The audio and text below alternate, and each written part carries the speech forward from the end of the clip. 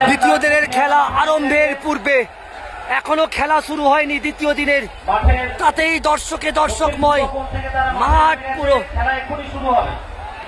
সরাসরি অভিজিৎ ঘটক Facebook page থেকে দেখতে পাচ্ছেন আপনারা, দ্বিতীয় দিনের খেলা এখনো শুরু হয়নি। আর গ্যালারি বাগিয়ে দিয়েছে, গ্যালারি পুরো সাজিয়ে দিয়েছে।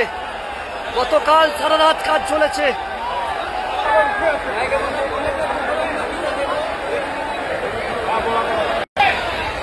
আমরা সমস্ত দর্শকদের ধন্যবাদ জানাই, গতকাল প্রথম দিন যেভাবে সহযোগিতা করেছেন। দ্বিতীয় দিনের খেলা আজকে দ্বিতীয় দিন, ভালো ফুটবল দেখার জন্য স্পোর্টিং ক্লাবের পক্ষ থেকে দ্বিতীয় দিনের খেলা আজাদিয়া স্পোর্টিং ক্লাব শুরু হচ্ছে। নবকলা রোড চন্দ্রকলা থেকে দেখতে পাচ্ছেন। রেফারিরা মাঠে নামছেন।